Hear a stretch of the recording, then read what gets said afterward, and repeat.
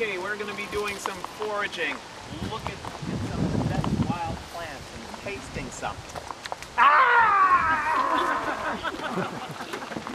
That was a poisonous plant. How can you have that as a brother? So, we're going to see what they look like before we eat them. Do they have leaves and tubes? Is there a fungus growing on top? What does it smell like? Oh, stinkweed.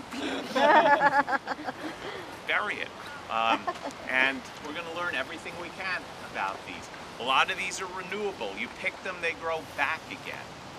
So we can do this without any harm to the environment. And I've been having groups like this for 28 years picking the same weeds, and they keep growing back again. So this is what people should be doing. Enjoying the planet's renewable resources, learning about the workings of our planet.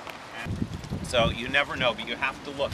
The place not to look is where someone else just looked. So people do. One person goes behind a tree, there's no mushroom there. Another person goes and looks behind the same tree.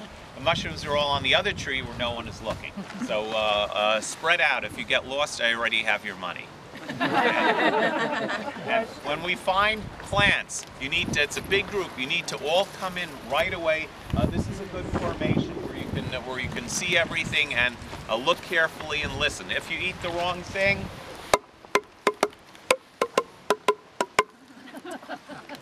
so, this is the Brillaphone. You shape your hands into cups like this. Hold your hands in front of your mouth. Air from this hole comes out. And if it's Halloween, you can do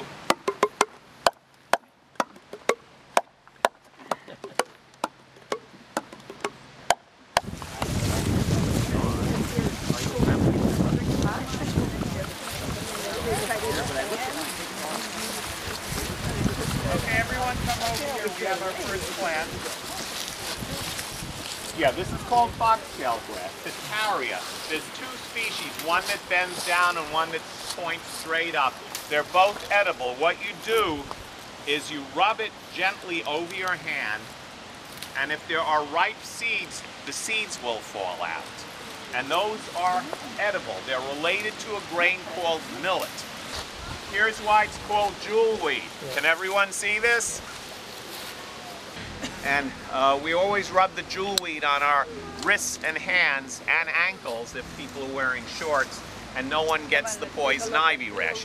A lot of plants have been used medicinally for thousands of years. Some of them have been tested scientifically and turned into products. Some have been debunked that don't work at all, like every single herb that cures baldness, I can guarantee doesn't work.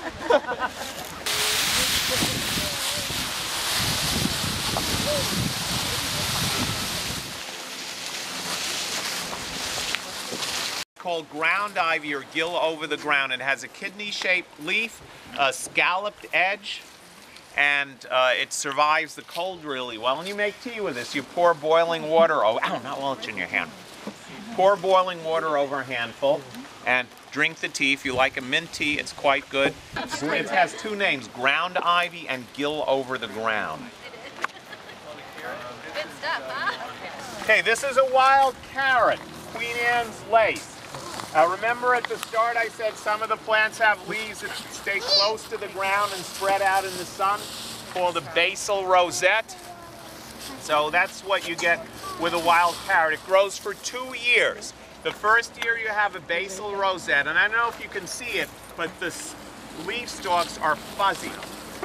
Queen Anne's lace is a foreign plant. It's considered a weed. It's very common. It grows 2 years. The first year, basal rosette. The second year, it has a white flower configured like an umbrella, just like poison hemlock. And you only eat the carrot in the spring, early spring and fall, because now it's storing food underground. It's called Jimson weed because in the colony of Jamestown, there was a rebellion, and soldiers came to quell the rebellion. They ran out of food, and they thought that the leaves of Jimson weed looked like leaves of spinach, and they ate them. They lost their sense of balance, they fell to the ground, they were dizzy, vomiting, salivating, and I believe some of them died. It paralyzes the respiratory muscles. And take a look. Pear-shaped puffballs. Lycopodon pyriforme. They're full of spores. You have to get these when they're white inside and soft. So, these are way too old. Okay. If they're soft and white, here you can play with them, kids. If they're soft and white, like cream cheese, and give the other little girl some to play with. Where is she? Here, pass them down to Riley. Oh my God, they feel like marshmallows. Well, they're not quite old enough to have mature spores in, but they're way too old to eat. Okay, this is called a northern tooth mushroom. It's decomposing this looks like almost dead pine tree and producing spores from tiny little teeth underneath. It has no toxins in it, but it's about as edible as a board of wood. Here, we can pass it around. You can feel it. It's very tough. Okay, we have a mushroom that's in a group called boletes. If you can, some people can come in the back so you can all see this. These are mushrooms that look like umbrellas, and they have little holes underneath. There is one, most of the boletes are symbiotic. They interconnect with the tree roots and bring water and minerals to the tree in exchange for food. So this particular group of, this bolete is active in the fall. It's called the slippery jack. If you wet the cap, it is very slimy. And you can peel off the slime layer if you want and cook this in a cream soup. It is way too slimy to saute, but is absolutely delicious cooked in a cream soup. Prospect Park last Sunday, we didn't know what to do with them anymore. Honey colored on top. It looks like there's little bits of stubble. Is this the same thing? No.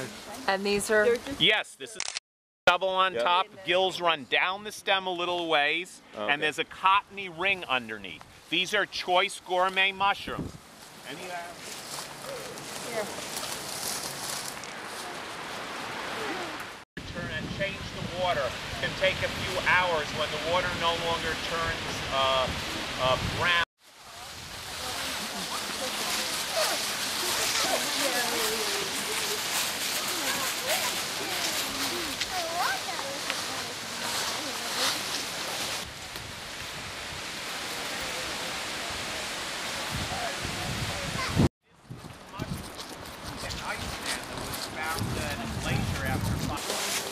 Okay, this is called garlic mustard.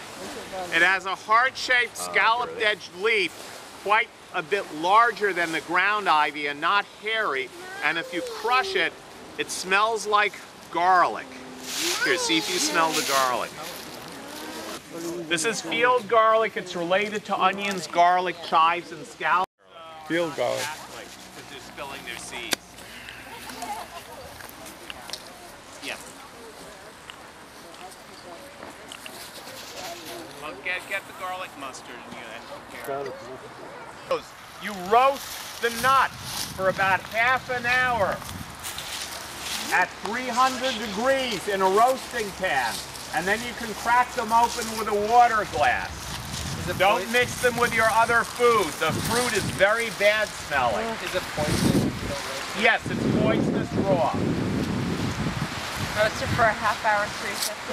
300, stirring occasionally, and then you use it in Chinese recipes, in soups, in rice, or just as an appetizer.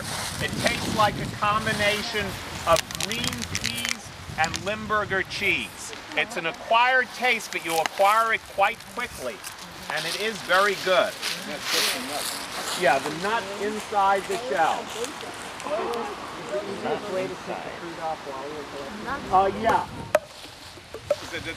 That's all, folks.